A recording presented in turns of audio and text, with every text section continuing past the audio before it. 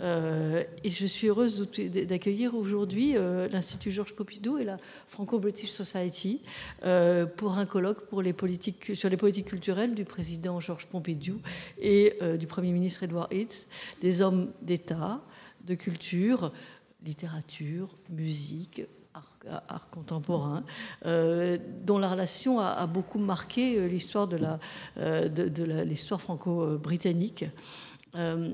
And now I've switched to English. Voilà.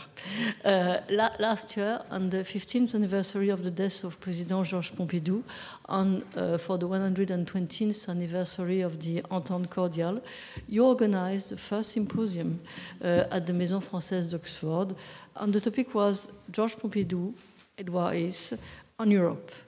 On this occasion, you recall the key role played by the Franco-British duo in the UK's accession to European Economic Community in 1972.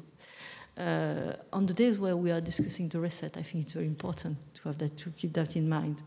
But over and above negotiation on economic and political issues, these two men shared a humanist vision of Europe, l'Europe des esprits, to quote le président Georges Pompidou, echoed by European voice, as Edward Heath said in a speech in Paris in 1972, a voice of reason, of humanity, and moderation, which can be heard throughout the world.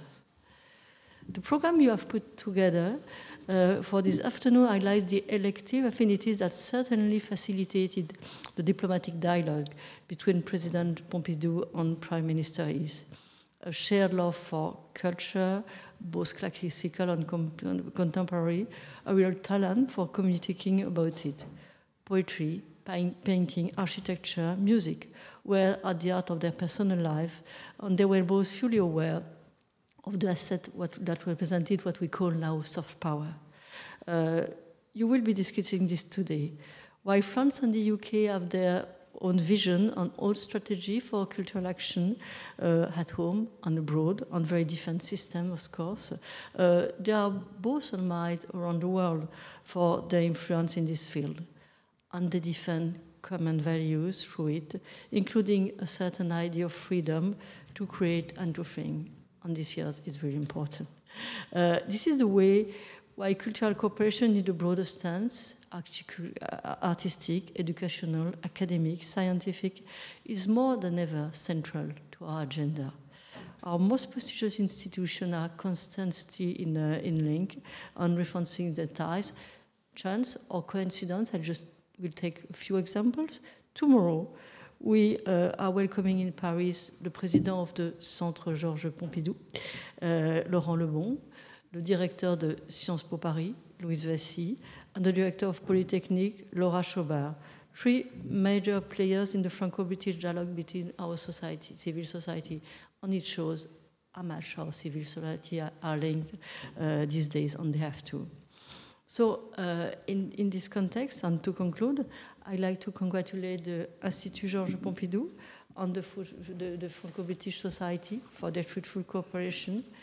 The Institute's archive and research work to maintain the memory and better measure of the impact of the Pompidou moment is absolutely remarkable, and I'm really delighted by the interest that this work is arousing across the channel. Alors à tous les intervenants venus de France ou présents au Royaume-Uni qui ont accepté de prendre part à ces échanges, j'adresse mes plus vifs remerciements. Ce n'est pas si habituel, au fond, de voir réunir dans une même enceinte des chercheurs, des conservateurs, des acteurs culturels, des responsables politiques. Je souhaite saluer tout particulièrement M. Dominique Grive, qui nous fait l'amitié de modérer l'ensemble des sessions. Et puis je vous souhaite à toutes et à tous un excellent après-midi. Merci.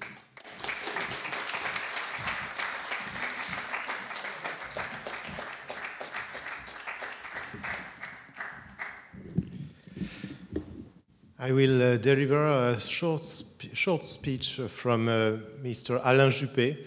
He is our president in Institut Georges Pompidou and, as you know, perhaps former Prime Minister of France.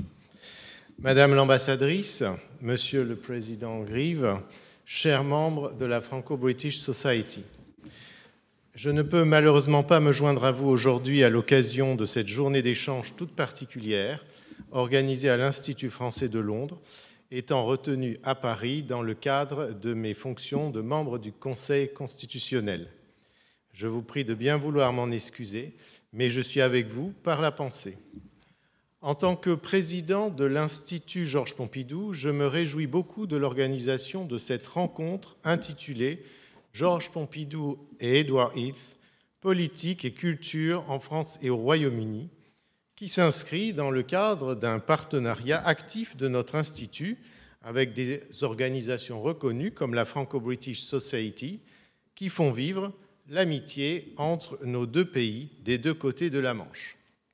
Je forme le vœu que ce partenariat s'inscrive dans le temps long et nous permette de multiplier à l'avenir ces échanges et ces colloques. Le président Georges Pompidou et le Premier ministre Edward Heath ont formé un tandem franco-britannique efficace et uni qui a conduit à l'adhésion du Royaume-Uni à la communauté économique européenne. Les deux hommes sont issus de milieux modestes et représentent, chacun à leur façon, la méritocratie de leur pays, l'ascension sociale par l'école, le travail, mais aussi par la culture à laquelle ils étaient tous deux très attachés. Je vous remercie sincèrement pour votre présence et pour l'organisation de cette belle rencontre. Je souhaite qu'elle soit la plus intéressante possible. Vive le Premier ministre Edward Heath, vive le président Pompidou et vive l'amitié franco-britannique. Alain Juppé.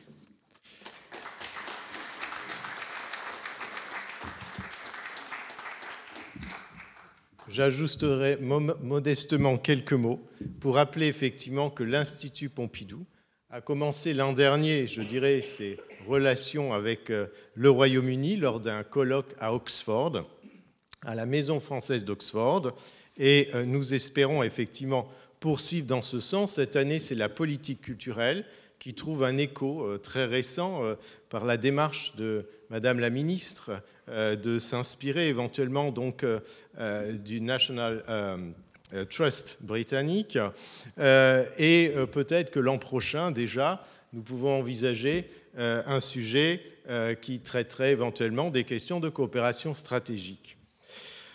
We want to extend, Institut Georges Pompidou, our warmest thanks to the British participants, particularly Dominic Grieve, President of the Franco-British Society, and all of those who have come to attend this conference. We have some French students in the audience who have made the trip this morning, and we hope that in London or Paris, young British people will join us at other events. I wish you all fruitful discussions. Thank you very much.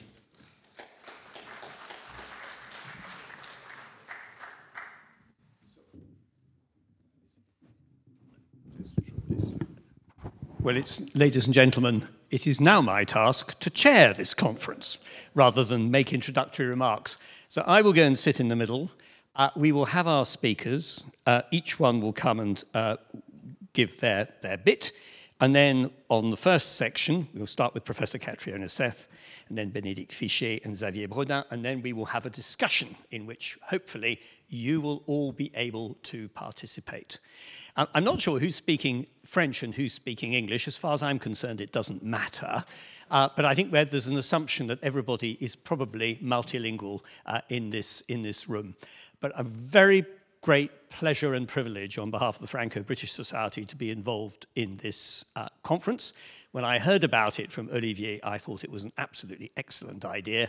And thank you all very much for coming, and I hope you'll have a very enjoyable afternoon, and we will now get started. So without more ado, I will invite Professor Catriona Seth, appropriately the Marshall Fush Professor of the Oxford University, to come and speak. Catriona. Thank you, Dominic. So I believe that for technical reasons, I'm being made to sit down and use the PowerPoint from here. So hopefully it's now going to work. That's, non? Ça, c'est le PowerPoint de Bénédicte. Oui, mais ah bon. Ah, donc je suis après Bénédicte.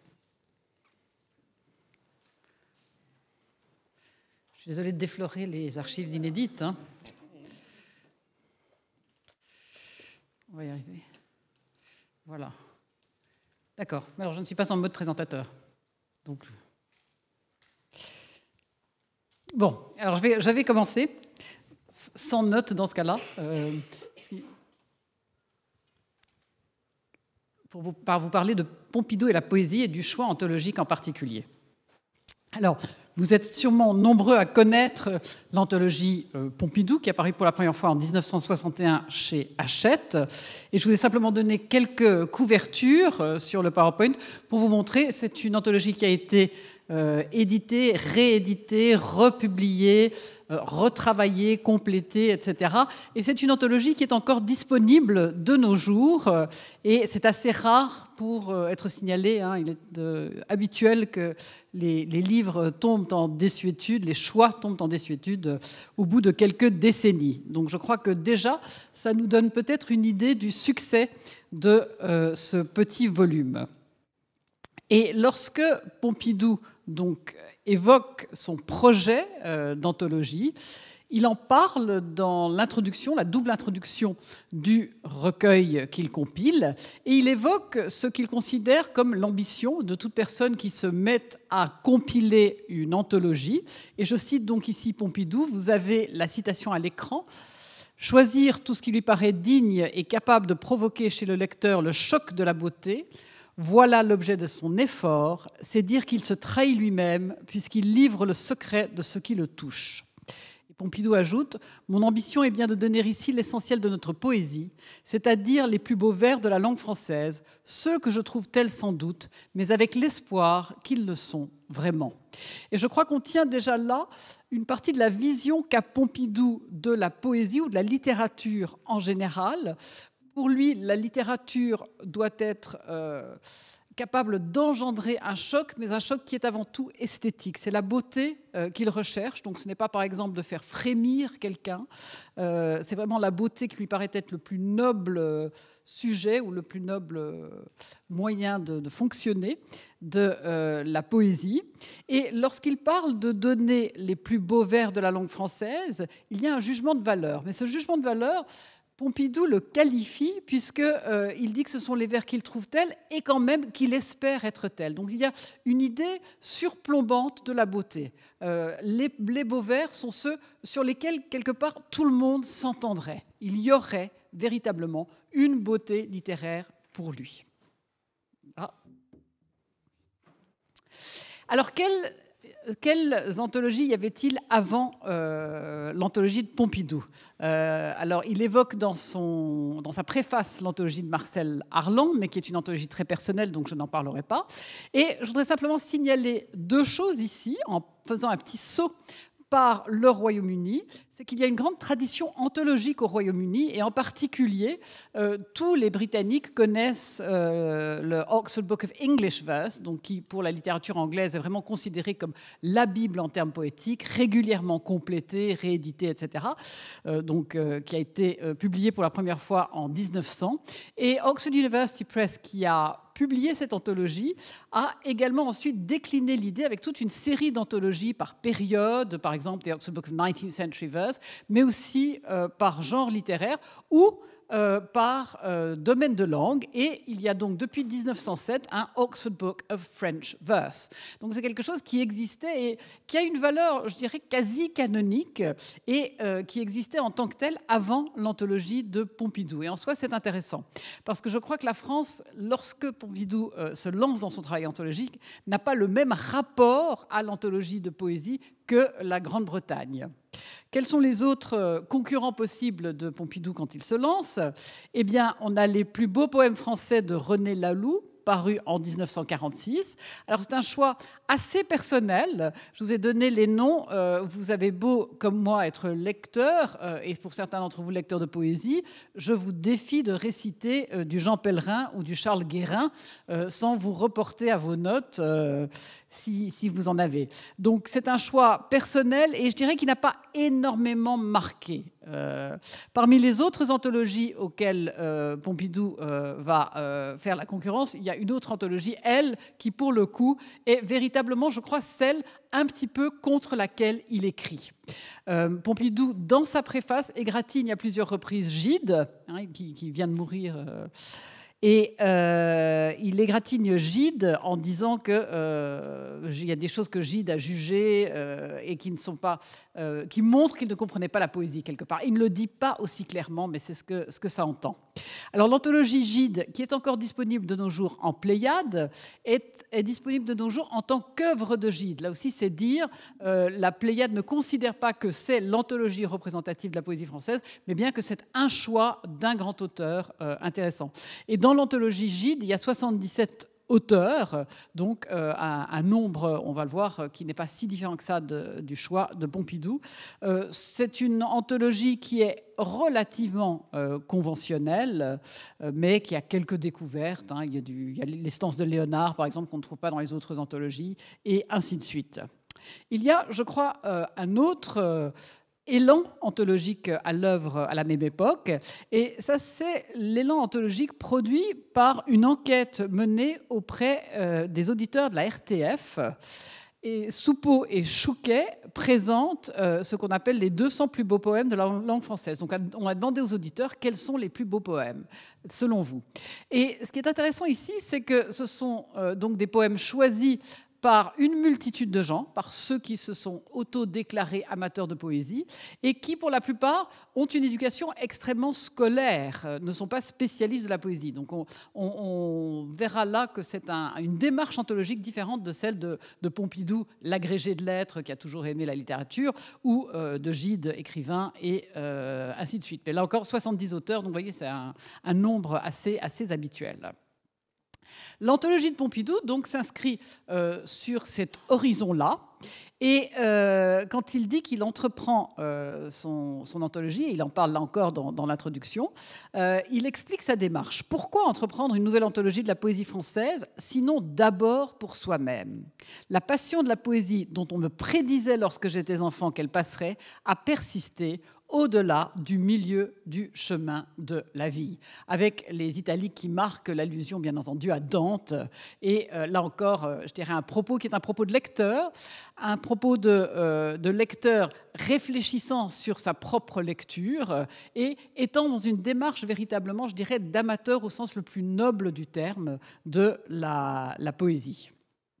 Et il donne comme premier exemple, il dit, mais par exemple, est-ce qu'on peut rester insensible à des vers comme ceux-ci de La Fontaine, hein, qu'il cite, « Amants heureux amants, voulez-vous voyager, que ce soit aux rives prochaines ».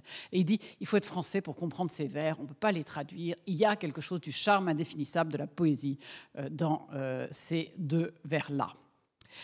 Dans sa vision de ce qu'est la poésie, Pompidou défend l'idée, et on l'a vu un petit peu dans la première citation que j'ai donnée, d'une sorte de goût surplombant. Il dit, au fond, quand on est anthologue, il y a deux manières de procéder. On peut dire, je prends ce que j'aime et tant pis pour les autres, ou on peut dire, je prends quelque chose de représentatif pour que je ne rate rien. Et ça veut dire que si je vais être trop représentatif, peut-être que je vais mélanger les bons et les mauvais. Et il dit, moi, j'ai essayé un peu de panacher tout cela. Donc je le cite, on peut avoir deux conceptions d'une anthologie, y mettre ce qu'il y a de mieux et cela seulement, ou bien essayer de donner une vue d'ensemble de l'évolution de la création poétique en ramenant les grands à peu près au niveau des autres. J'ai choisi la première formule, j'ai fait 4 ou 5 concessions à la seconde. Et là, c'est quelque part ce qui personnalise quelque chose qui se veut anthologie de ce qui est beau et de ce qu'il y a de meilleur dans la poésie. Et ce qui est beau, c'est parfois ce qu'on connaît. On le sait tous, hein, on a l'habitude des morceaux de musique, par exemple, qu'on n'aimait pas au départ et qui deviennent ensuite, par répétition, des choses qu'on aime parce qu'on les reconnaît. Eh bien, la vision de Pompidou de la poésie essentielle, au fond, c'est la poésie qui a été canonisée. Hein, il n'emploie pas le mot ici, mais pour lui, l'essentiel de la poésie française, c'est les plus beaux vers de la langue française, ceux que je trouve tels, sans doute, mais avec l'espoir qu'ils le sont vraiment. Hein, avec cette idée d'un goût partagé et se présentant de cette manière-là comme essentiellement le représentant des Français. Alors, quand il démarre son anthologie, il dit, en même temps, on ne peut pas tout prendre. Alors, qu'est-ce qu'il se donne comme règle? Eh bien, premièrement, il dit qu'il ne prendra que des auteurs de langue française. Hein, c'est de la poésie française. Donc, il ne va pas prendre, par exemple, de très beaux vers qu'on connaîtrait. Par exemple, hein, il y avait l'allusion à Dante plus tôt. Il ne va pas prendre de la poésie italienne traduite qu'on pourrait connaître.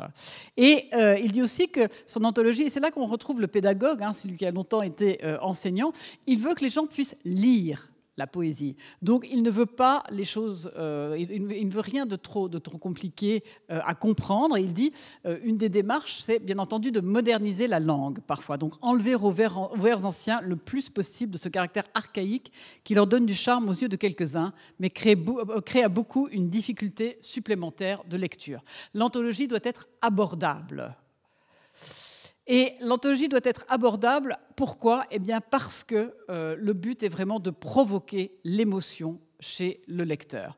Donc, tout ce qui serait un obstacle à l'émotion, donc un problème par exemple de vocabulaire ou un problème de déchiffrage, est pour lui à rejeter. La poésie doit être quelque chose d'immédiat et on retrouve l'idée qu'il évoquait au départ d'un goût enfant pour la poésie. La poésie doit avoir cette immédiateté toujours. Et donc je cite de nouveau Pompidou, « Qu'est-ce que la poésie? Qu'est-ce que l'âme? Lorsqu'un poème ou simplement un vers provoque chez le lecteur une sorte de choc, le tire hors de lui-même, le jetant dans le rêve ou au contraire le contraint à descendre en lui plus profondément jusqu'à le confronter avec l'être et le destin, à ces signes se reconnaît la réussite poétique. » Et vous voyez que tout cela est extrêmement beau, mais très difficile à mesurer et à quantifier. C'est véritablement, Pompidou, de ce point de vue-là, je crois, est un héritier des romantiques dans sa vision de ce qu'est la poésie et de ce que provoque la poésie. Alors, parmi les autres restrictions qu'il s'impose, il dit, justement, parce qu'il ne veut pas de difficulté de langue, pas de poésie du Moyen-Âge. Et ça veut dire qu'il va commencer avec Eustache Deschamps et sa ballade sur la mort de Du Guesclin.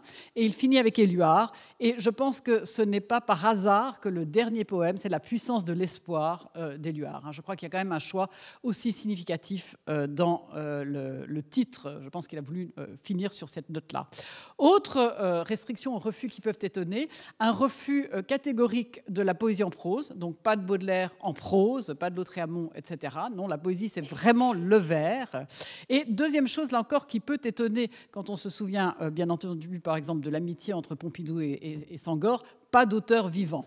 Mais ce n'est pas inhabituel. Je sais que quand la Pléiade a fait son anthologie en 2 volumes de la poésie française, il avait été décidé que pour le XXe siècle, parce qu'à l'époque c'était le XXe siècle, aucun auteur vivant ne serait retenu. Et je pense que c'est pour ne pas provoquer de jalousie, quelque part. Donc on n'a pas... ou des auteurs qui vous disent « Ah ben oui, vous avez pris un de mes poèmes, mais ce n'est pas mon préféré », ou « Un tel a été mieux traité que moi », et ainsi de suite. Donc pas d'auteur vivant, même pas d'exception pour Senghor.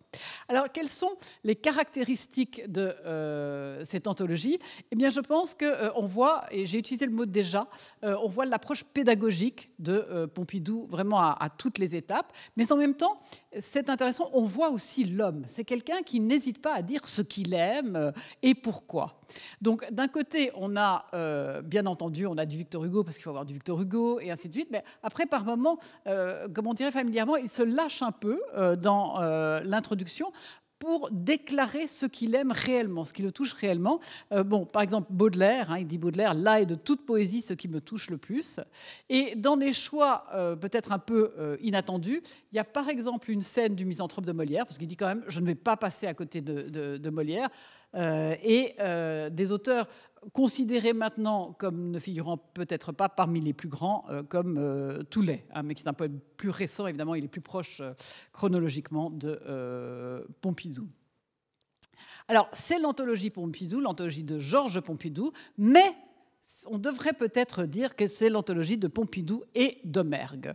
Pourquoi ? Parce que le beau-frère de Pompidou, Henri Domergue, donc mari de Madeleine Pompidou, c'est des familles d'agrégés de lettres, la sœur de Pompidou aussi était agrégée de lettres, eh bien c'est son ami, ami et beau-frère Henri Domergue, donc lui aussi agrégé de l'université, qui a aidé quand même à la compilation de l'anthologie, qui a suggéré des choses, qui a revu, qui a fourni des notes, qui a été un petit peu le lieutenant de Pompidou.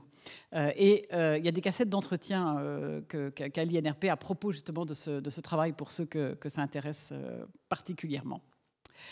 Il y a aussi, je me suis dit, mais comment est-ce que je vais pouvoir parler de cette anthologie pour essayer de la mettre un peu à part des autres ? Je me suis dit, il y a des absents, évidemment, comme dans toute anthologie, et il y a des absentes. Alors je me suis dit, je travaille sur le XVIIIe siècle, je pourrais dire qu'est-ce qu'il n'y a pas comme poésie du XVIIIe siècle. Je me suis dit, ce ne serait pas gentil, ça, parce qu'on sait bien que les Français n'aiment pas beaucoup la poésie du XVIIIe siècle, c'est trop facile. Je me suis dit, bon, je vais aller regarder les femmes dans ce cas-là. Je vais me dire, mais alors, quelle femme y a-t-il dans cette anthologie ? Je me suis dit, mais en même temps, ce n'est pas juste. J'ai dit que Pompidou, il s'affrontait en quelque sorte à passer d'autres anthologies. Qu'est-ce qu'on peut voir si on les met en rapport ? Eh bien, l'Oxford Book of French Verse, dont j'ai parlé au départ, donc a 107 auteurs avec 5 femmes, et vous avez les noms de ces 5 femmes-là: Christine de Pisan, donc Marceline Desbordes-Valmore, Antoinette Deshoulières, Louise Labbé, Marguerite de Navarre, par ordre alphabétique plutôt que chronologique. René Laloux, souvenez-vous, les plus beaux poèmes français, 4 femmes sur 81 auteurs, Marceline Desbordes-Valmore, Pernette du Guillet, pardon de l'erreur d'orthographe, Louise Labbé et Anna de Noailles, donc en partie les mêmes. Gide, Pernette du Guillet, Louise Labbé, Marceline Desbordes-Valmore, Louise Ackermann et Catherine Pozzi, 5 femmes sur 77. Vous commencez à voir qu'il y en a certaines qui se retrouvent toujours et d'autres qui ne se retrouvent qu'une fois. Eh bien, les 200 plus beaux poèmes de la langue française, souvenez-vous, donc les auditeurs, ils retiennent 4 femmes sur 70, Marceline Desbordes-Valmore, 2 poèmes dont Les Roses de Sadi, Louise Labbé, 2 poèmes, Christine de Pisan, Marguerite de Navarre. Donc on a des tirs groupés, et là je vous ai mis comment ça avait été fait, le nombre de suffrages, et vous avez les rangs donc qu'occupaient ces différentes femmes poètes sur les 70 auteurs retenus. Donc Marguerite de Navarre, elle a bien failli ne pas entrer dans le lot. Et les choix présidentiels. Enfin, il n'était pas encore président. Mais Pompidou, 2 femmes sur 61 auteurs. Alors, 3 sonnets de Louise Labbé. Il l'a décrit comme une sous-Maurice Sèvres. Et il dit qu'elle est préférable à l'insipide Pernette du Guillet, d'où mon erreur d'orthographe pour Pernette du Guillet. Et 2 poèmes de Marceline Desbordes-Valmore, dont toujours Les Roses de Sadi. J'ai noté, pour moi-même et pour vous, Marceline Desbordes-Valmore, qui a un côté, ce sont les poèmes maternels, les poèmes d'amour, les poèmes de deuil qu'on retient toujours, a aussi écrit, par exemple, sur les révoltes des canuts à Lyon. Jamais on ne retient ces poèmes-là. Donc, vous voyez que Pompidou, en termes d'ouverture à la poésie écrite par des femmes, n'a pas un score très élevé. Alors, je vous ai fait un petit graphique pour vous montrer que même les littéraires peuvent faire des graphiques, avec la représentation proportionnelle de la place des femmes dans les anthologies. C'est parlant. Personne ne réussit à s'en tirer avec gloire, et je suis désolée de le dire, Pompidou moins que d'autres. Mais je pense que ça reflète une culture, reflète une culture qui, pour le coup, est, quoi qu'on puisse en penser, largement quand même une culture scolaire, même s'il a beaucoup lu depuis. Sa vision de la poésie est une vision quand même très nettement marquée par la culture scolaire de son temps. Alors, qu'est-ce qu'on peut dire pour conclure ? Eh bien, que l'anthologie de poésie de Pompidou, c'est un petit peu, pour utiliser un terme anglais qu'on utilise en français maintenant, un best-of, c'est les grands tubes, comme on dirait, de la poésie française. C'est une anthologie d'anciens bons élèves et de lecteurs, qui est essentiellement canonique ou scolaire, pour le dire moins gentiment, mais que par moments, il y a des choses inattendues. Et ce qui transparaît paraît quand même, j'ai utilisé le mot déjà, c'est que même s'il fait des choix convenus, souvent, Pompidou est clairement amateur de poésie au sens noble du terme. Et j'ai tronqué une des citations plutôt, celle qui parlait d'établir une anthologie au milieu de sa vie. Et voici ce que dit encore Pompidou à propos de cette tâche. À cet âge où chacun est tenté de faire le point, puisqu'il a 50 ans, et de réunir sous le plus petit volume possible tout ce dont il ne pourrait se passer sur l'île déserte imaginaire, l'envie m'est venue tout naturellement de mettre ensemble mes poèmes préférés. Donc l'anthologie de Pompidou, essentiellement, c'est ce qu'il veut avoir avec lui sur son île déserte. Et je me suis dit, mais est-ce que je peux retrouver Heath grâce à ça ?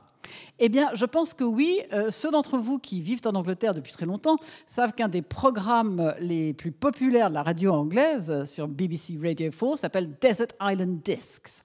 Et on demande à la personne interviewée, on leur dit, bon, quel disque emporteriez-vous sur une île déserte ?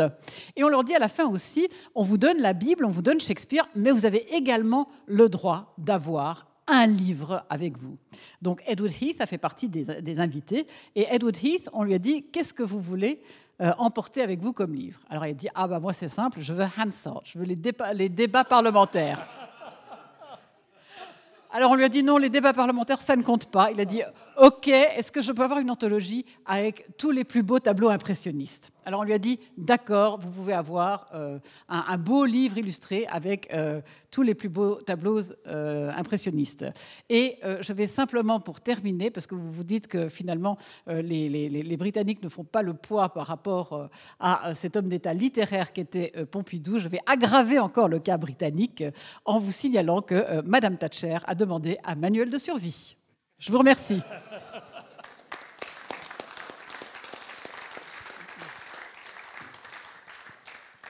Merci, Catherine, c'est superbe et une très bonne façon de commencer l'après-midi.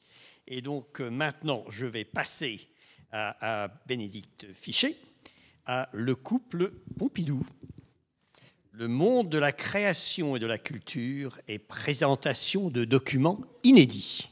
Pardon. Je vais donc changer de place.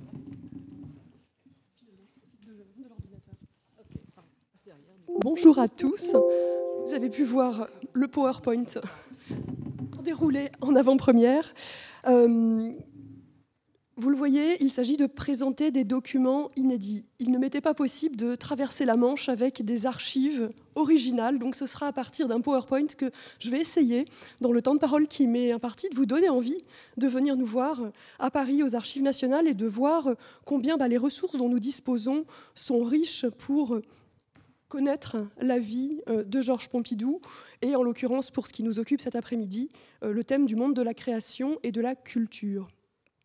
En quelques mots, un bref rappel sur les archives de Georges Pompidou avant de rentrer dans le vif du sujet. On a deux fonds qui sont conservés aux Archives nationales qui se complètent. Un fonds présidentiel et un fonds personnel, avec une particularité pour Pompidou, qui est mort il y a maintenant 50 ans. On pourrait penser que c'est une histoire qui est terminée depuis bien longtemps, mais la collecte des archives, elle s'est faite jusqu'en 2022, auprès de son fils, Alain Pompidou, qui a disparu il y a maintenant quelques mois. Sans oublier les fonds de ses anciens conseillers. Donc c'est vraiment un ensemble particulièrement intéressant. Avec une distinction que je rappelle, les archives publiques, il y a une obligation légale de les collecter, de les conserver, alors que les archives privées, il n'y a rien de tout ça. Il faut vraiment une volonté des familles, des descendants, pour faire le choix de nous faire confiance et de nous remettre ces documents pour qu'on puisse les conserver sur le temps long et permettre aux chercheurs, aux citoyens, à tout un chacun d'en prendre connaissance. Et vous avez ici une photo avec nos magasins d'archives conservés donc sur notre site contemporain au nord de Paris, à Pierrefitte-sur-Seine. Pour mon propos, je développerai trois axes.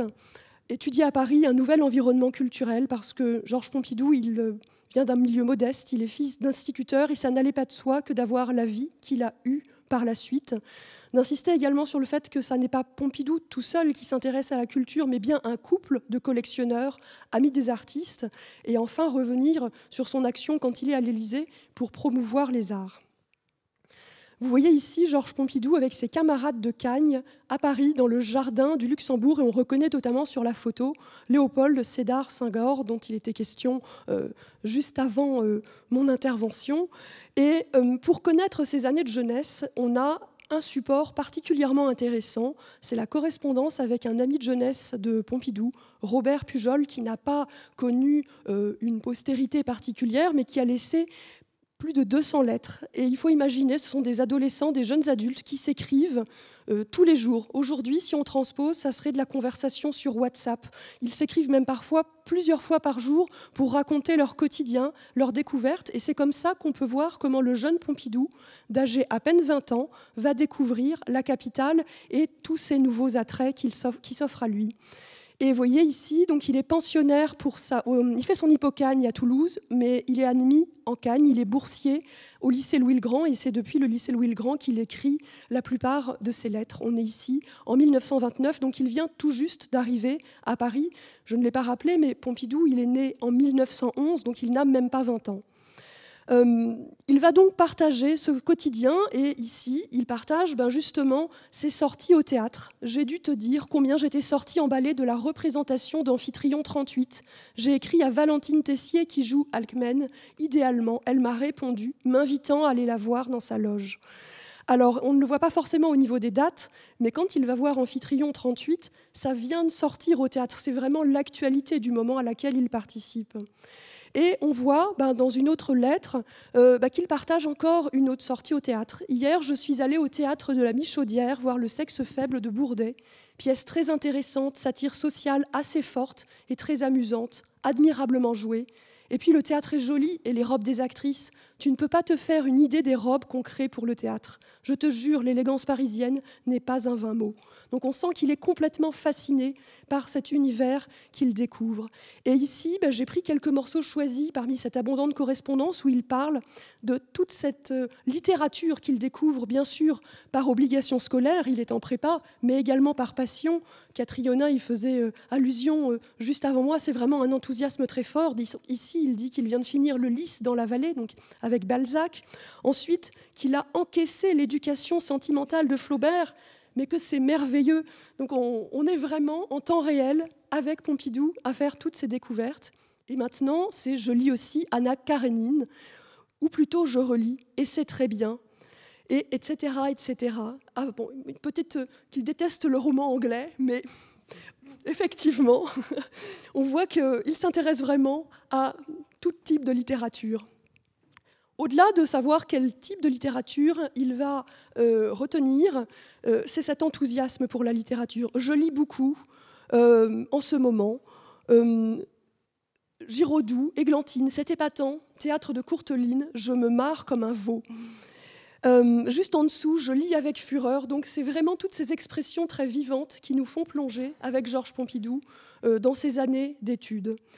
Il n'y a pas que la littérature qui compte pour lui, il est très soucieux également d'acquérir une culture artistique. Et c'est là-dessus, effectivement, qu'il va trancher avec son milieu d'origine d'instituteur, puisqu'effectivement, il y avait ce souci chez ses parents qu'il fasse de bonnes études dès l'école primaire, dès le lycée. Autant l'histoire de l'art, c'est vraiment de sa propre initiative qu'il va vraiment s'y plonger, et on voit vraiment le volontarisme avec lequel il le fait.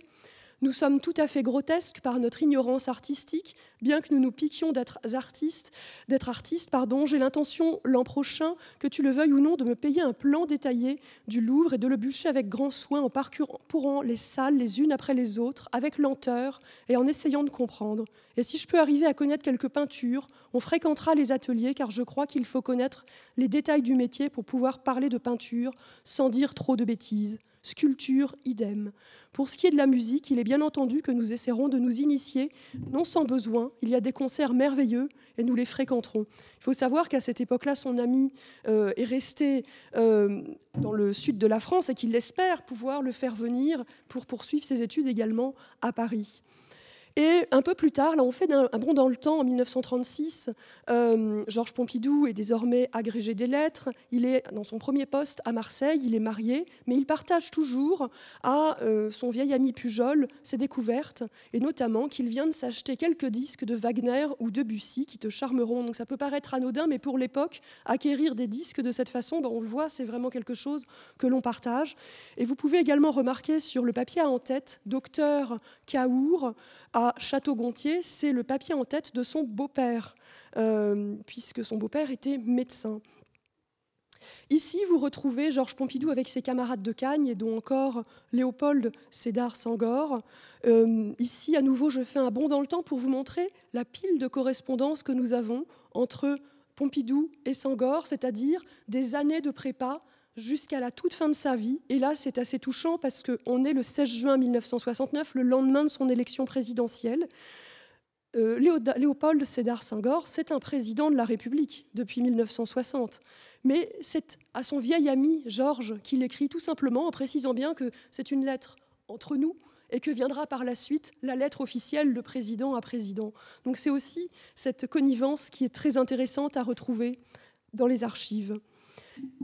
Je le disais au tout début, le rapport à l'art de Pompidou, ça n'est pas uniquement Georges Pompidou, c'est bien le couple Pompidou qui se passionne pour les arts dans toute leur globalité. Ils se marient en 1935 et ici, je partage une photo qui est très connue, c'est-à-dire Georges et Claude Pompidou à Matignon devant un tableau de Soulages, parce que c'est une petite révolution. Quand il arrive à Matignon en 1962, il fait remplacer un portrait de Colbert par une peinture de Soulages. Donc c'est du jamais vu. Tout le monde ouvre des yeux ronds et c'est assez emblématique également de voir l'implication du couple dans cette démarche. Ce lien avec les artistes, il est très largement commenté par Alain Pompidou, qui dans un certain nombre d'ouvrages a pu décrire ce rapport à l'art, aux amis artistes de ses parents, de préciser également que ce sont des vrais collectionneurs qui ne fichent pas dans le temps leur collection. Ils aiment très régulièrement bouger les œuvres d'art qu'ils ont chez eux. C'est aussi un véritable casse-tête pour nous, archivistes, de comprendre quelle œuvre d'art était à tel emplacement, à tel ou tel moment, puisqu'on a vraiment une collection qui est en mouvement. Le premier tableau qui a été acheté, il est en 1946. Le couple Pompidou se promenait et était dans le 6e arrondissement, on tombe sur une galerie et c'est un tableau qui se nomme Bière moussante de Gyula Chapoval qui marque le début de leur collection. On peut dire que c'est une collection qui est vraiment très large, qui n'a pas un domaine particulier, il y a une curiosité, et puis c'est la fréquentation d'amis galeristes, on peut penser notamment à André Malraux, qui vont forger le goût petit à petit du couple Pompidou. Mais côté archives, ce qui est particulièrement intéressant, c'est justement cette correspondance que l'on a, qui est particulièrement abondante, qui permet de voir finalement le dessous des cartes, les relations réelles qui sont tissées avec tous ces artistes, non pas uniquement quand il est au sommet de l'État, mais quand il est également quelqu'un de beaucoup moins connu, beaucoup moins présent sur la scène publique. Ici, on a Pompidou qui pose donc avec un tableau, Le tapis vert de Georges Braque. Je vais donc vous partager quelques-unes parmi un choix que j'ai dû faire vraiment très restreint de cette abondante correspondance, peut-être ce qui est aussi le plus touchant. Ici, c'est un menu d'un dîner de juin 1961 qui a été annoté par Cocteau avec effectivement cette petite formule sur la désobéissance qui est assez amusante et surtout on voit l'esprit libre qui l'incarne. Et on voit également Jean Cocteau, depuis Milly-la-Forêt, donc qui est son lieu d'habitation, qui lui écrit « Alors que Pompidou vient de devenir Premier ministre et qu'il met bien l'effort, m'autorisez-vous, Monsieur le ministre, à vous dire « cher ami », etc., etc. » Autre exemple, un petit billet d'Annabelle et de Bernard Buffet à Georges et Claude Pompidou vers 1962. C'est à Saint-Tropez notamment que le couple Pompidou a fait connaissance avec le couple Buffet, mais on voit, pour venir téléphoner chaque fois que vous en aurez le désir, beaucoup de complicité, et puis là encore des réalités qui aujourd'hui nous semblent très lointaines, de la présence ou non de téléphones sur les lieux de villégiature.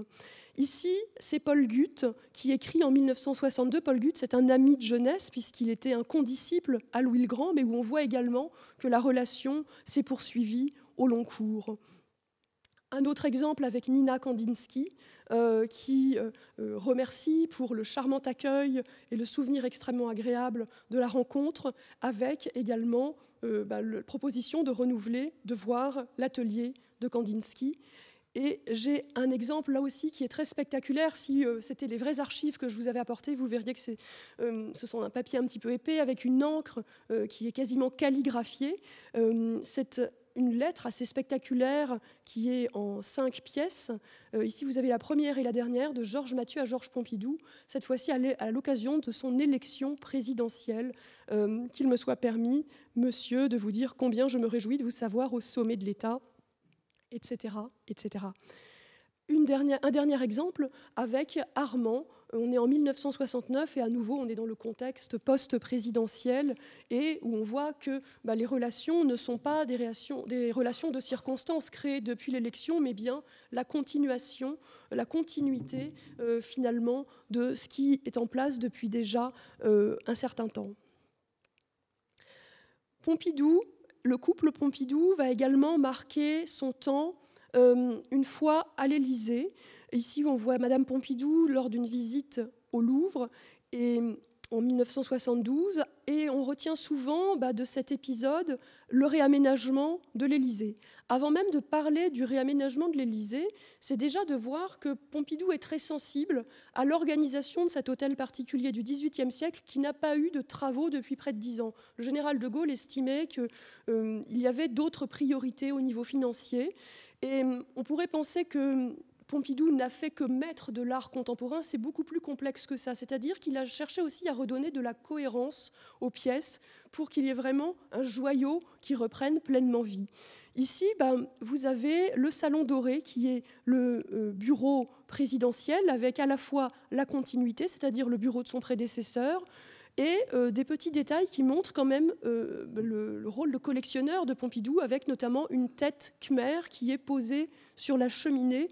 Elle est juste dans l'axe du flash du photographe, pour ceux qui ne remarquent pas de quoi je parle. Je ne suis pas sûre que j'ai le pointeur pour le désigner. Et puisque nous sommes sur une journée en l'honneur des relations avec Édouard His, j'ai donc sorti cette photo, mais on a vraiment ce type de photo pour un certain nombre de relations protocolaires. C'est quelque chose de très classique. Quand je disais que vraiment Pompidou s'intéresse à tout à l'Élysée, il s'intéresse notamment à la réfection des cuisines. On le voit ici en 1971 lors d'une remise de décoration. Et puis il s'investit personnellement, c'est-à-dire qu'ici vous voyez des notes de travaux de réfection du Palais de l'Élysée. Je donne cet exemple-ci, mais j'en aurai des pages et des pages. On sent qu'il n'a pas du tout délégué à quelqu'un d'autre le soin de faire tout cela. Il s'y implique personnellement. Et d'ailleurs, quand ça ne va pas assez vite, il n'hésite pas à râler. Il a noué des liens personnels avec l'administrateur du mobilier national, Jean Coural. Et là, il dit « Cher monsieur, il faut que vous vous en doutez, excitez Agam pour qu'il finisse le 3e panneau à Noël, lui dire qu'il n'est pas aux ordres du client, mais qu'il est soumis à son art. Or, 2 panneaux, cela ne va pas. On n'est plus dans le tableau, on n'est pas dans l'environnement, cela cloche, alors au travail. » Bien amicalement à vous. Autant vous dire que quand on reçoit ça, avec un ton ferme mais néanmoins sympathique, on comprend que le message est tout à fait clair. Néanmoins, l'œuvre restera quand même inachevée, donc finalement l'effet n'a pas forcément été celui qu'on a espéré.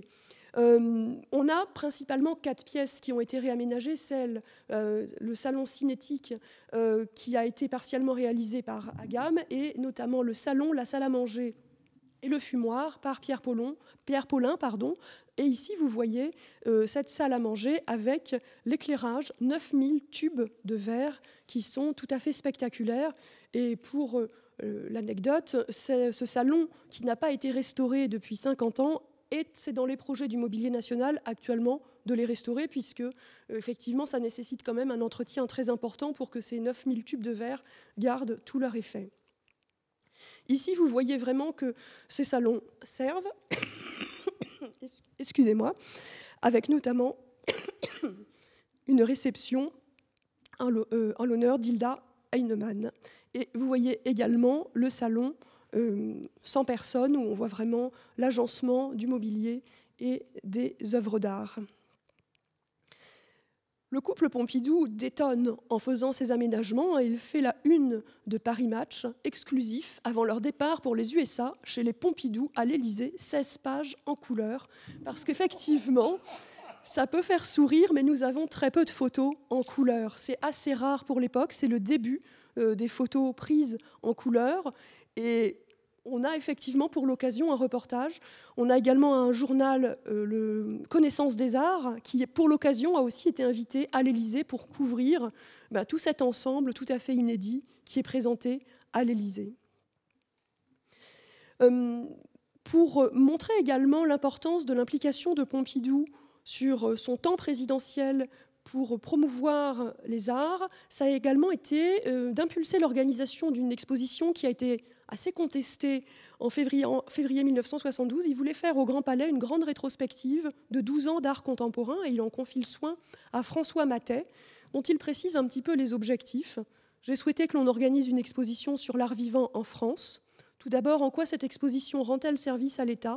Elle rend service à l'art vivant, aux artistes, qu'elle fait connaître au grand public, qu'elle familiarisera avec des formes d'art auxquelles il n'est pas habitué. En effet, un certain nombre d'artistes contemporains avaient boycotté l'événement et on avait été obligé de fermer les premiers jours de l'exposition tant le mécontentement était vif. Mais au-delà de ce qui lui était reproché, c'est-à-dire le sentiment que l'État va manipuler la création contemporaine, il y avait une vraie sincérité. C'est là qu'on voit avec intérêt les écrits de jeunesse que Pompidou, il ne s'est pas découvert ce centre d'intérêt pour l'art contemporain une fois président. C'est dès sa jeunesse que tout ça se met en place et qu'il y avait une vraie sincérité qui n'a pas été comprise à l'époque.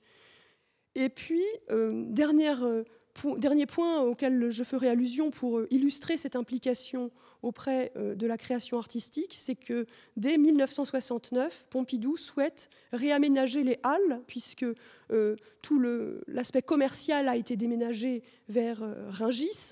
On a donc un espace qui est à complètement reprendre, et on a découvert de manière fortuite je me suis désolée, je n'ai pas beaucoup de voix, j'espère tenir encore quelques minutes.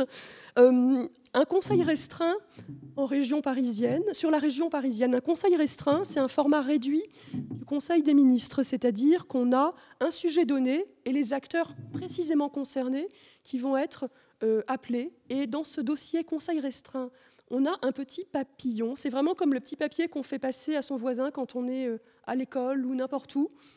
Quid d'un centre culturel aux Halles, y compris le musée de vos rêves. Et au niveau des archives, c'est vraiment le tout premier document où on a une allusion très précise, complètement informelle, à ce que pourrait devenir cet espace des Halles, qui va se concrétiser très rapidement, puisqu'il va confier à Henri Domergue, dont il a été précédemment question, son beau-frère et conseiller culturel, le soin de vraiment s'impliquer dans ce projet de l'aménagement de Beaubourg. Ici, il est question des architectes qui sont associés pour aménager l'espace. Un petit peu plus tard, on voit également les artistes qui sont associés. Et même en 1974, on a les couleurs pour le plateau Beaubourg. Donc à chaque fois, on voit l'implication personnelle du président de la République. J'arrive ici au terme de cette présentation un petit peu rapide avec, je l'espère, l'objectif de vous avoir donné envie de venir voir ces archives en vrai à Paris, puisque, je le précise, elles sont toutes aujourd'hui désormais librement communicables, reproductibles. Donc vous pouvez vous présenter à Paris, vous pourrez ouvrir les cartons sans aucun problème. Je vous remercie de votre attention.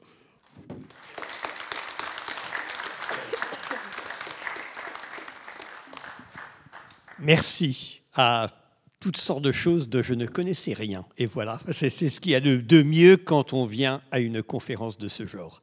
Et maintenant, je passe à Xavier Bredin pour la politique culturelle en France, exemple d'institution nationale et mise en perspective. Alors, merci beaucoup, Bénédicte, pour cette transition qui va à point, puisque en cette année de fermeture du Centre Pompidou pour travaux pour 5 ans, ce petit papillon va être très intéressant. Et effectivement, alors moi, mon propos était de parler un petit peu de l'intervention de l'État Et on voit le président Georges Pompidou, justement, qui l'a utilisé. Donc l'intervention de l'État dans les politiques culturelles françaises et cette originalité, effectivement, par rapport à d'autres modes de fonctionnement, comme dans les pays anglo-saxons. Et donc, je prendrai quelques exemples, sans être exhaustif, précis, par rapport aux expériences professionnelles que j'ai eues dans différents établissements publics liés au ministère de la Culture. Donc, en préliminaire, l'intervention de l'État dans la politique culturelle en France se situe dans une longue tradition des monarques éclairés et héritière des pratiques en cours pendant l'Ancien Régime, où le monarque exerce une action très volontariste dans le domaine des arts et des lettres. On pense par exemple au mécénat royal, création des académies, la librairie, le dépôt légal. La Comédie Française, je prends un exemple très précis, c'est Napoléon qui signe un décret en 1812 en pleine campagne de Russie pour la réorganisation de la Comédie Française. Donc on est quand même sur une intervention très précise dans ce domaine culturel. Et finalement, l'État a repris un peu le flambeau en continuant d'intervenir de manière très forte dans les politiques culturelles françaises. On peut distinguer quatre grandes phases finalement dans cette construction de cette action culturelle publique. La Troisième République qui a créé la protection du patrimoine et la création des musées. La Troisième République qui s'est plutôt attachée à l'éducation culturelle. La Quatrième République qui a créé la décentralisation et aujourd'hui la structure administrative de ce qu'on connaît des DRAC dans les différentes régions notamment, et l'intervention des collectivités locales dans la culture. Et Cinquième République, on parle plutôt de démocratisation de la culture, notamment avec les années langues et toute la structure du spectacle vivant qu'il a mis en place. Donc à chaque fois, les pouvoirs publics ont vraiment impulsé des grands actes artistiques et culturels et sont dotés d'une organisation administrative permettant de mettre en application ces décisions publiques. Et cette organisation, elle irrigue l'ensemble des secteurs de la culture, spectacle vivant, musée, patrimoine, livres et lecture. Donc je vais m'attacher à une présentation de 3 domaines dans lesquels l'État s'est investi: le livre à la lecture, la politique de protection du patrimoine et les acquisitions d'œuvres d'art, et notamment le principe de la dation. Alors pour le livre et la lecture, un moment fondamental, c'est la loi de 80 sur le prix unique du livre, donc le prix public du livre, qui ne doit pas, qui doit être entre les mesures tarifaires et les réductions ne peuvent pas être à plus de 5%, au moins 5%. Alors quelles ont été les conséquences de ce prix unique? C'est la foison des rentrées littéraires que l'on a, un nombre d'éditeurs, d'entreprises privées qui existent au jour et aujourd'hui qui sont très importantes, et surtout un réseau de librairies indépendantes extrêmement important, plus de 3500 librairies, c'est le plus grand réseau du mondial, et qui était évidemment qui était pour contrer Amazon, la Fnac, enfin à l'époque la Fnac, Cultura, et aujourd'hui on a la chance d'avoir des librairies un petit peu partout en France, dans les grandes villes, mais également dans des petites villes. Et le libraire a vraiment, au-delà de son aspect commerçant, a vraiment un rôle de conseil. Et ça, on est vraiment... le prix unique du livre a permis vraiment ce foisonnement dans le domaine de l'édition et de la librairie. En 1946 est créé le Centre national du livre et de la lecture, qui avait donc pour mission d'encourager la création, l'édition, la diffusion et la promotion d'ouvrages de qualité à travers donc de nombreux dispositifs d'aide. Et donc on est vraiment sur l'ensemble, sur l'aide sur l'ensemble de la chaîne du livre, de l'auteur jusqu'au libraire qui va vendre des livres ou au concepteur de manifestations littéraires. Donc on est également, le Centre national du livre, établissement public, aide également au développement de la lecture à travers un certain nombre de programmes nationaux. On pense aux manifestations de partir en livre et on a également un soutien à l'ensemble de manifestations littéraires dans toute la France.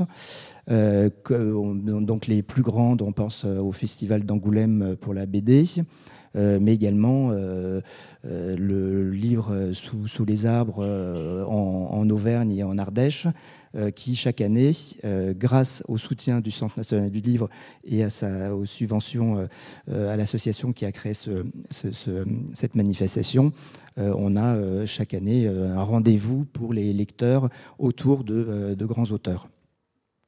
Le Centre national du livre, c'est 300 experts, donc bénévoles, c'est des commissions qui permettent 2 fois dans l'année à des auteurs, des libraires ou des éditeurs de recevoir donc, soit des bourses, soit des subventions.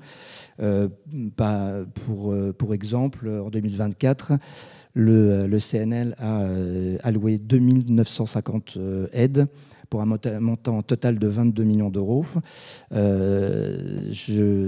Donc c'est vraiment un effort important de la part de l'État pour permettre de soutenir cette chaîne du livre. Et j'oublie également, je n'ai pas parlé des bibliothèques. On a un maillage en France de bibliothèques départementales qui est extrêmement important grâce donc, au ministère de la Culture qui donne des subventions en direct, mais également aux aides que le Centre national du livre peut apporter dans l'achat d'ouvrages, par exemple, de subventions données pour des achats d'ouvrages de tout genre.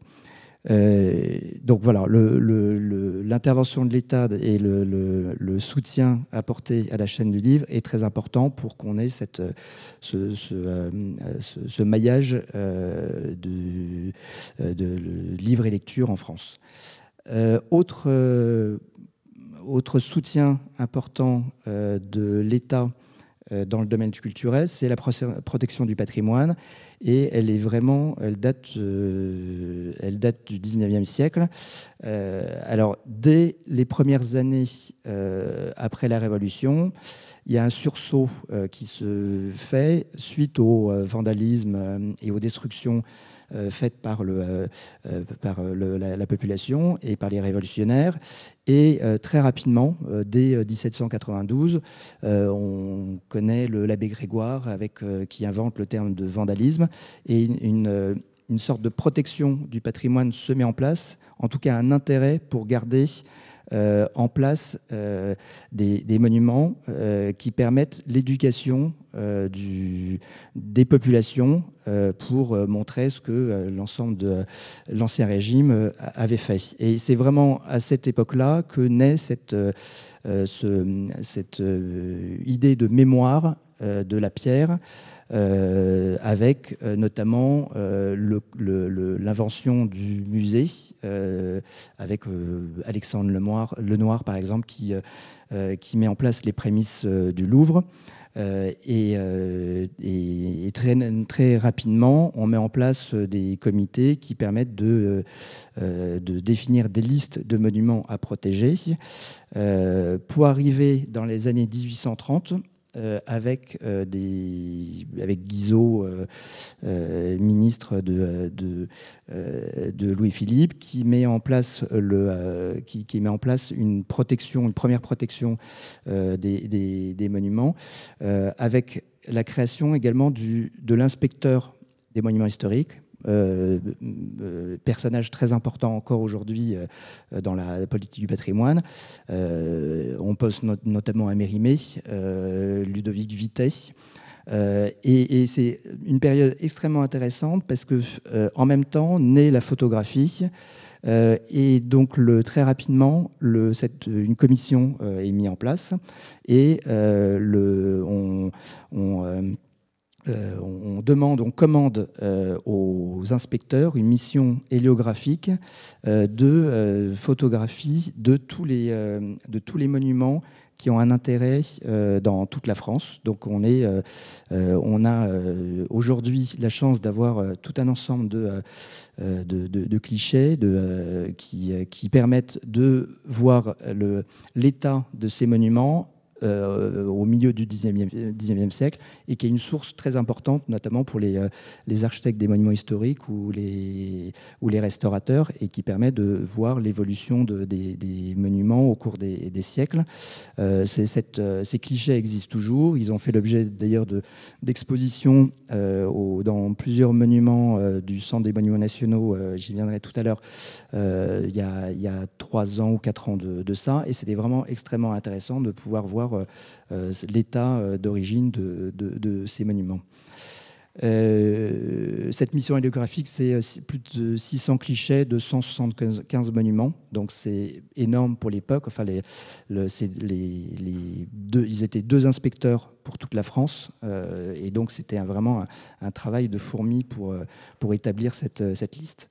La commission des monuments historiques est créée en 1837, et on arrive en 1913, la loi du 31 décembre 1913, très importante pour les monuments historiques, avec la création du classement monuments historiques ou à l'inventaire supplémentaire des monuments historiques, qui permet vraiment de protéger les monuments qui sont un peu une mémoire du patrimoine français.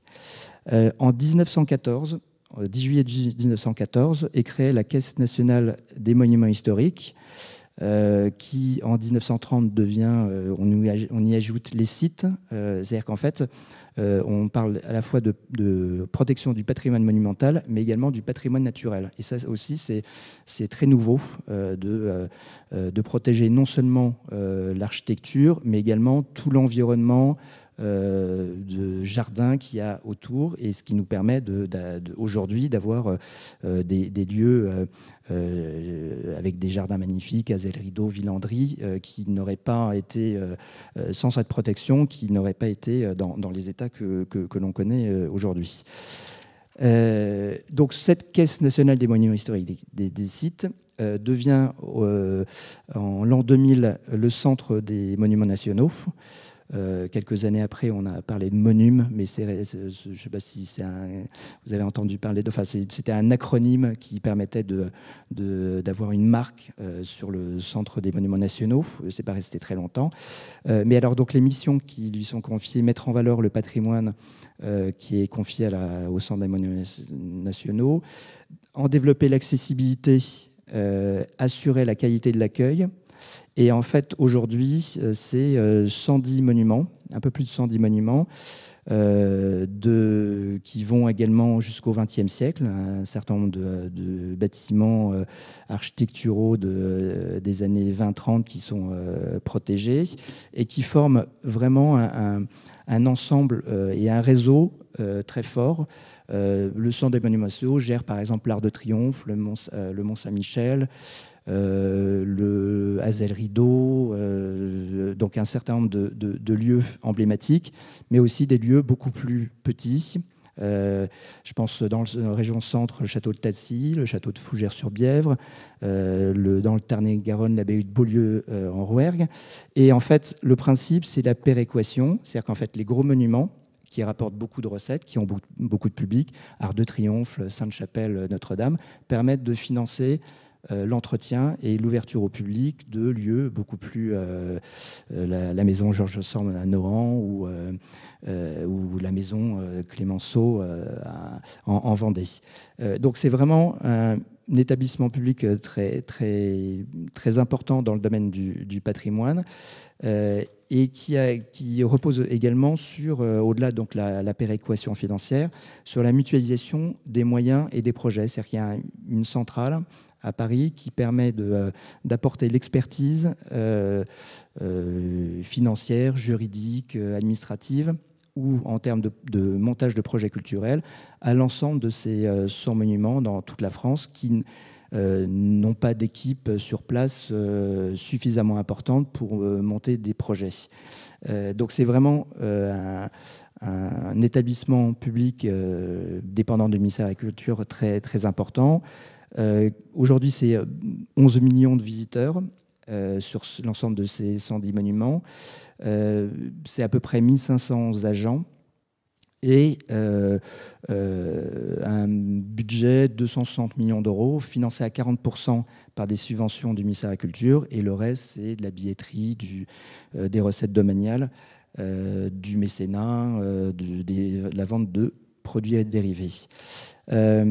Et alors, justement, ce qui est intéressant aussi, c'est que la ministre de la Culture, Rachida Dati, a confié tout récemment à la présidente du Centre des Monuments Nationaux une étude pour créer un National Trust à la française. Et alors, c'est vraiment intéressant ce travail qui est fait pour essayer de comparer un petit peu ce qui se fait dans les deux pays. Et alors, je me suis plongé un peu pour savoir ce que c'était que le National Trust. Et c'est impressionnant. C'est 300 monuments, 200 jardins, 50 000 bénévoles, 12 000 salariés, 4 millions de membres. Enfin, aujourd'hui, on est effectivement, il y a même donc les associations de protection du patrimoine, Vieille Maison Française par exemple, ou la sauvegarde de l'art français, n'arrivent pas du tout à la cheville de ce groupement. Et c'est vrai que c'est vraiment, même si c'est pas dans la culture française, et c'est pour apporter justement un bémol par rapport à l'intervention publique, qui ne peut pas tout. Essayer de travailler sur cette protection plus locale et cette intervention des habitants autour de leur patrimoine peut vraiment être une solution pour essayer de protéger nos 40 000 monuments en France qui sont vraiment très importants. Donc très rapidement, je terminerai par le principe des acquisitions d'œuvres d'art et notamment du principe de son financement et de la dation, qui a été vraiment très important pour les musées en France.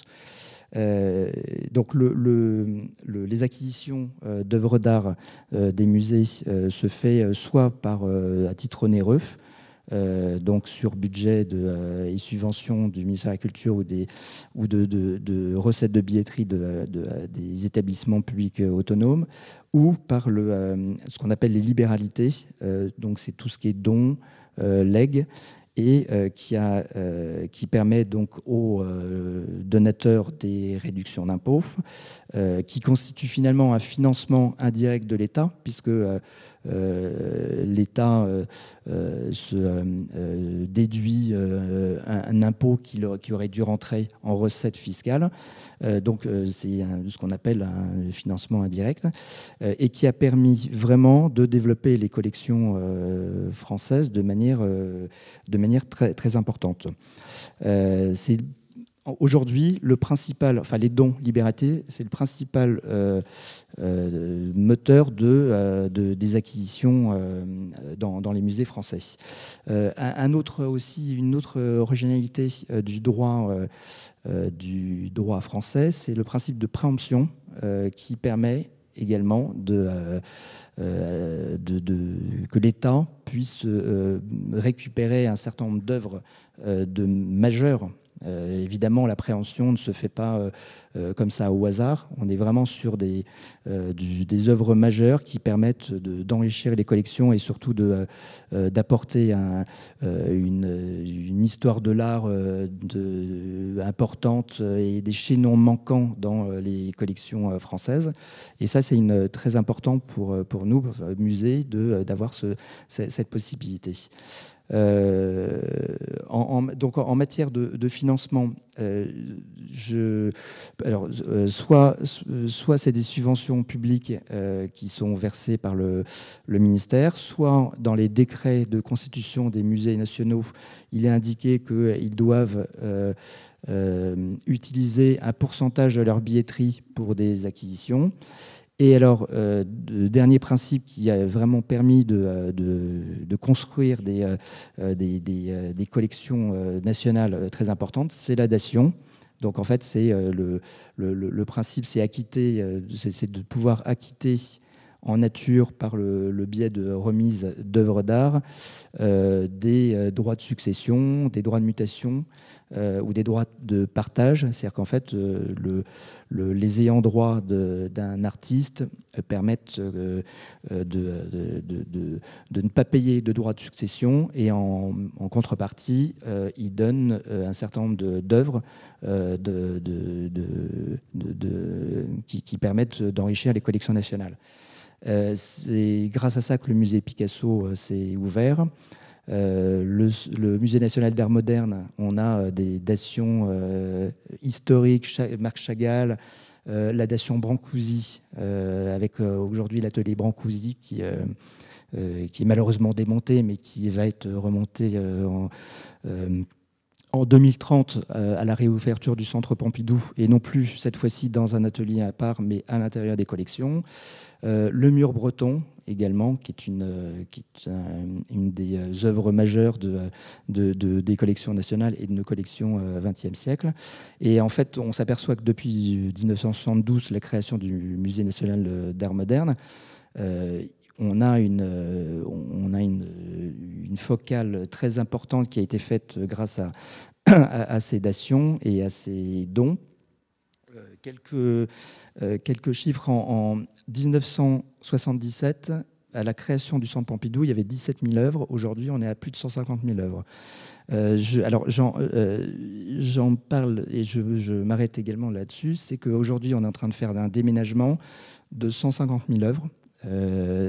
Donc, qui doivent aller dans une réserve intermédiaire, puisqu'on est en train de construire en même temps des réserves, 20 000 m² de réserve à Massy. Donc en fait, on ne fait pas un déménagement, mais 2 déménagements.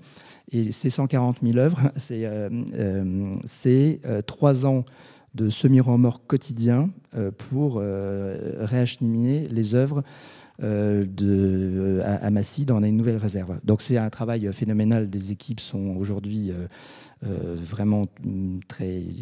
Enfin, on sent une tension très palpable, puisque c'est la première fois qu'il y a quelque chose d'aussi important qui est fait.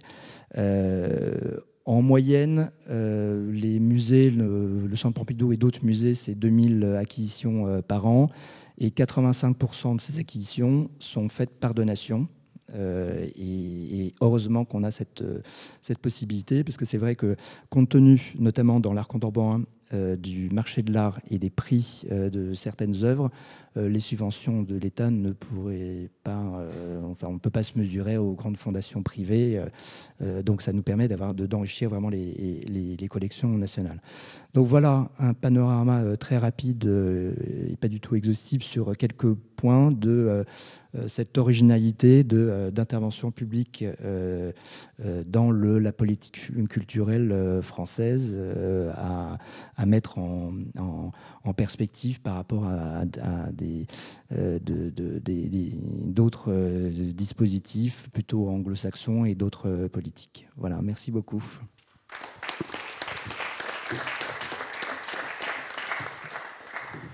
Merci. Et nous avons maintenant l'occasion de faire un peu de conversation. Pour poser des questions ou de commentaires, je peux commencer, chair's prerogative, mais je préfère vous donner l'occasion. Nous avons une vingtaine de minutes avant notre break, et à ce moment-là, nous avons changé de langue. We'll be speaking English after that, I think. So, yes, première question.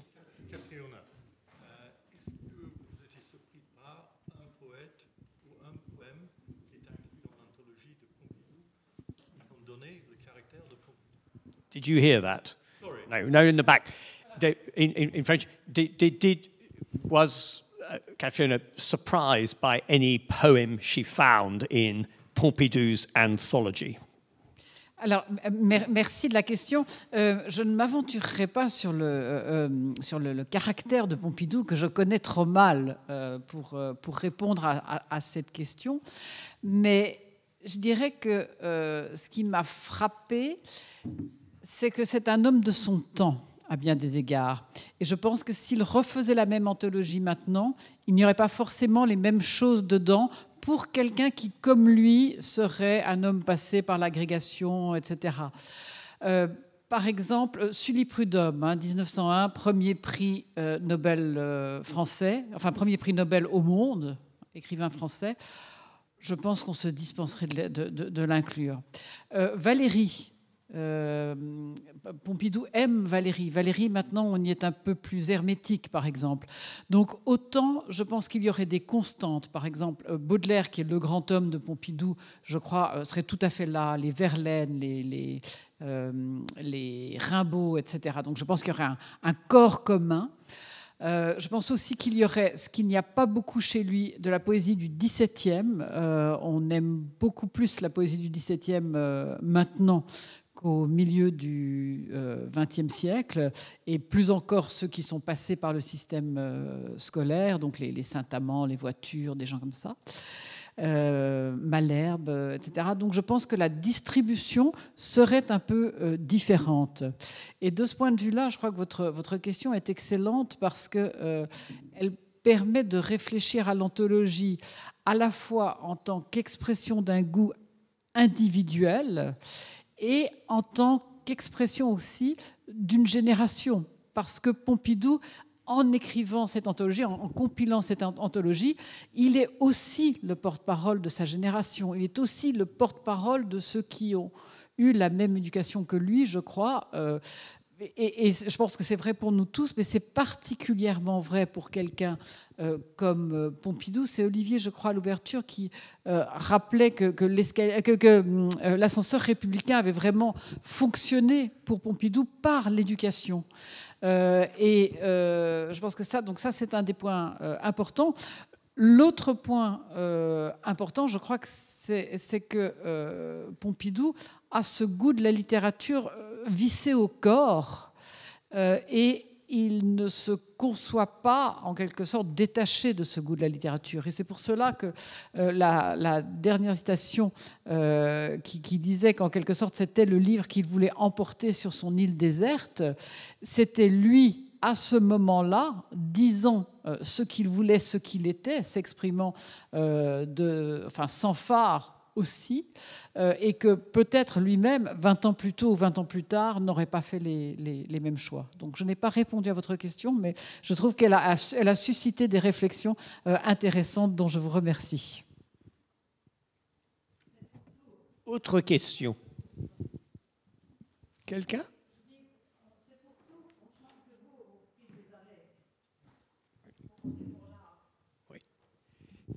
J'allais poser une question générale parce que nous avons là un contraste assez saisissant entre l'esprit d'un président de la République française et ce qu'on voit avec les politiques britanniques. C'est un contraste vraiment très, très marquant. Maintenant, est-ce que Pompidou est exceptionnel de ce point de vue-là, ou ça relève d'une tradition culturelle qui semble beaucoup plus implantée en France qu'elle ne l'est au Royaume-Uni? Est-ce que donc c'est Pompidou ou c'est quelque chose qu'on reprend avec d'autres présidents ou premiers ministres français de vouloir être, de s'exprimer au sein d'une culture littéraire de cette façon, ou même artistique? Les deux, mon général. Alors les deux, oui, je pense. Blague à part, je pense que c'est la nature, la culture, l'être de Pompidou qui est tout entier, qui s'exprime tout entier. Et de ce point de vue-là, ce que Bénédicte nous a montré de son goût pour un art très moderne aussi est frappant parce qu'il est assez conservateur en goût littéraire et assez novateur en termes de goût artistique, décoration intérieure, etc. Mais je crois, et les autres personnes qui ont longtemps vécu en France comme moi le diront, il y a quand même la tradition du chef d'État homme de lettres, je crois, qui est frappante. Les Français, et ils ont raison et très bon goût en cela, aiment que leurs hommes d'État soient aussi des gens de culture et de préférence des gens de lettres. Et il y a d'autres personne dans ce moule-là. Hein. Quand on regarde alors les hommes politiques, quand ils écrivent des livres, ce sont des romans très enlevés qui se passent, enfin qui racontent des histoires de coucherie dans les arrière-couloirs du Parlement ou des choses comme ça. Alors que les Français, Villepin par exemple, son éloge des voleurs de feu, pour prendre un autre exemple moderne et en rapport avec la poésie, montre qu'il y a quand même cette volonté je pense, de s'inscrire comme homme de lettres chez les hommes politiques. Et c'est quelque chose qui est respecté par les Français. Et les deux présidents qui ne l'ont pas été dans les présidents récents sont Sarkozy et Hollande, hein, un de droite, un de gauche. Et il y a quand même toute une couche de la population que ça a gêné, qui cette espèce de visibilité, de goût pour la culture qu'on attend quelque part. Ça va avec le rôle. Enfin, c'est mon point de vue, mais je ne sais pas si Xavier ou Bénédicte... Alors, effectivement, ce que j'allais dire, c'est qu'il y a toujours ce rôle du président qui a une appétence pour la culture. Et je dirais que ça a été avec plus ou moins de bonheur suivant les présidents qu'on a eus finalement. Mais il reste quand même une chose, c'est l'histoire des grands chantiers. Et effectivement, chaque président, ça c'est peut-être très français aussi, a voulu marquer son histoire avec des grands chantiers et qui restent toujours importants. Mais c'est comme effectivement tout au long de l'histoire. Si je parlais des monarques qui ont aidé les arts, tous les rois de France n'ont pas été au même niveau à ce niveau-là. On pense à Charles V, effectivement, qui était très à la pointe là-dessus, mais il y en a d'autres qui n'ont pas laissé beaucoup de choses derrière eux. Donc, je suis tout à fait d'accord avec ce qui était dit, à la fois un trait général, effectivement, et le trait particulier. C'est aussi pour cela que j'ai pris le temps de vous montrer ces extraits de lettres, parce que j'en ai choisi quelques-unes parmi les centaines que nous avons, mais il parle tout le temps de littérature. Et on sent qu'il a un plaisir sincère à expliquer ce qu'il a lu, pourquoi il a aimé, pourquoi il a moins aimé, pourquoi il relit. Et ça n'a rien d'extraordinaire. C'est vraiment, je faisais la comparaison avec le WhatsApp aujourd'hui, parce que c'est grosso modo de cette façon qu'on procéderait aujourd'hui pour partager notre coup de cœur du moment. J'étais chez le libraire, je suis tombée sur tel livre, c'était fantastique, ou j'ai détesté. Et c'est cette spontanéité qui nous montre à quel point, oui, c'est quelque chose qui est de l'ordre du viscéral pour lui.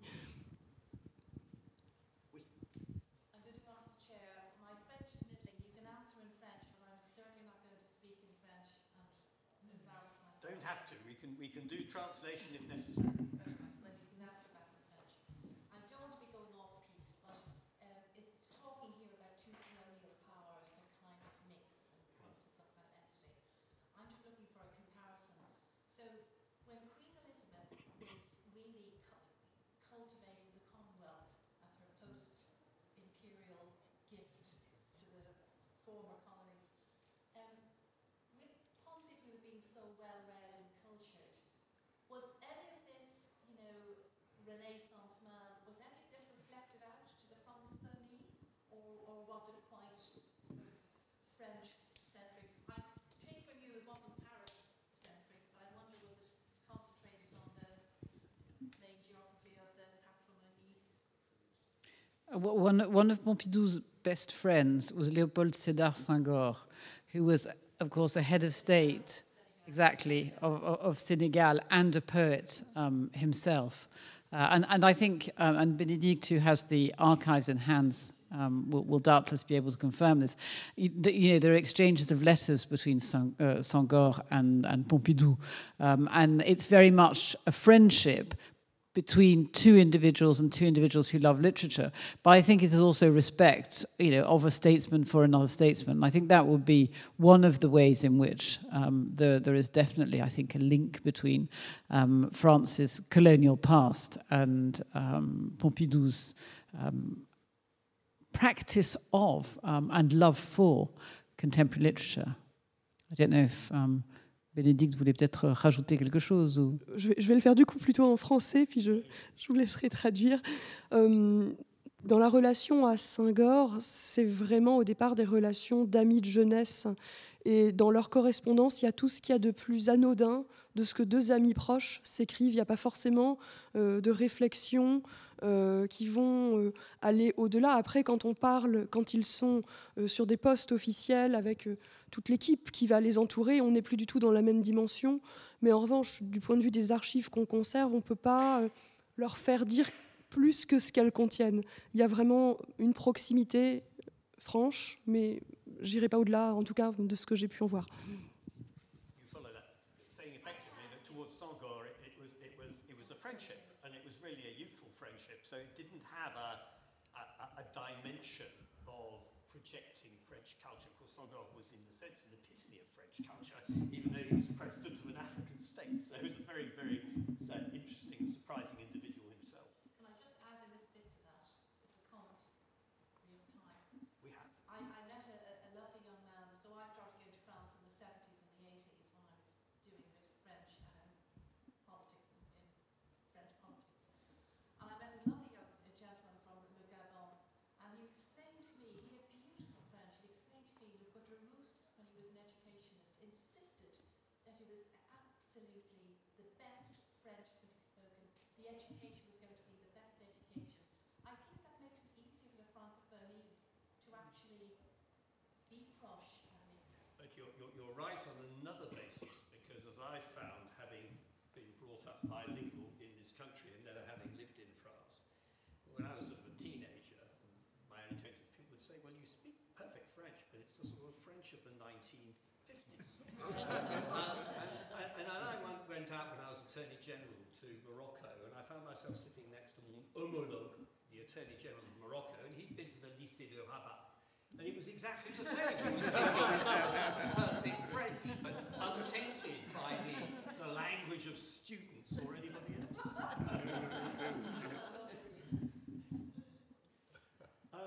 Any other questions? Yes.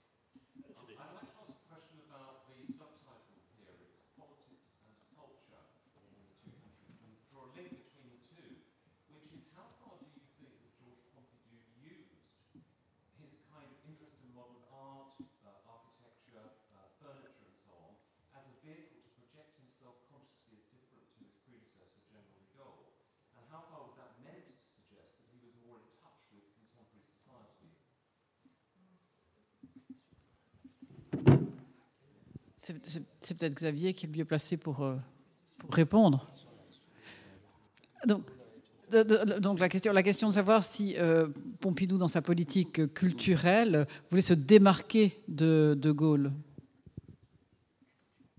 Oui, complètement. Pardon, ça va être en français. Oui, effectivement, on est dans une pleine rupture avec vraiment un avant et un après, où Georges Pompidou, en plus c'est peut-être également une manœuvre politique, il a senti le vent, c'était quelqu'un de très intuitif et il fallait faire autre chose que mai 68 était passé par là, donc il fallait faire vraiment autre chose que le monde gaulien et ça a été, là-dessus il a vraiment une intuition politique très forte.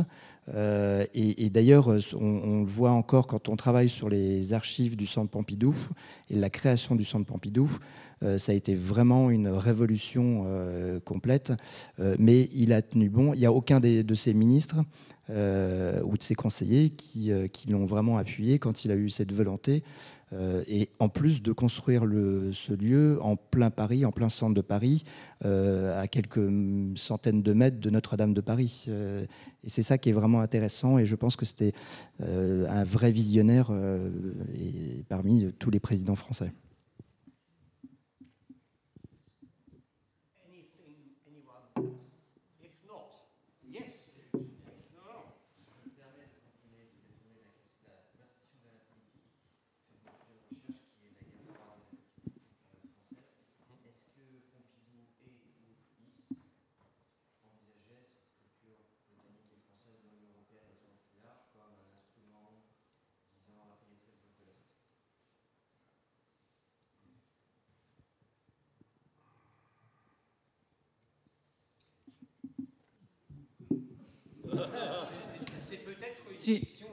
Suite au prochain épisode. Je pense que c'est la prochaine table ronde.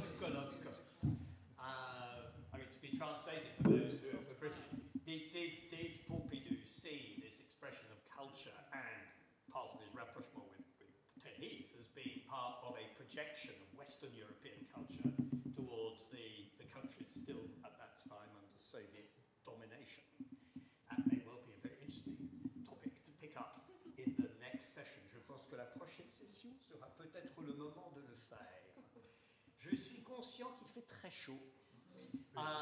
Et qu'il est probablement le bon moment de s'arrêter pour se rafraîchir. Je crois qu'il y a du café et du thé, qu'on va reprendre dans une trentaine de minutes pour la deuxième partie qui sera en anglais, Politics of Culture, Europe and Power, où on va peut-être répondre à votre question. Et entre-temps, je voudrais remercier nos trois participants pour ce qui a été pour moi absolument superbe, parce que j'ai beaucoup appris.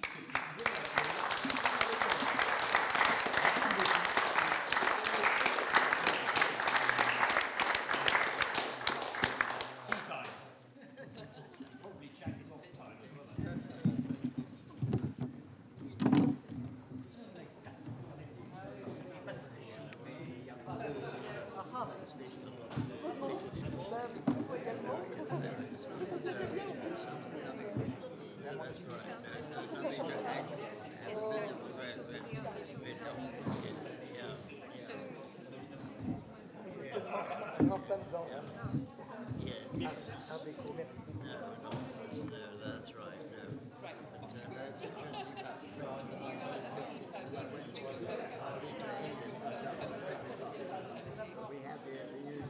Merci beaucoup, madame. Ouais, c'était assez marrant. C'était très vivant. Ah ouais, c'est ça. It was a 1950s phrase, France is a grand terror.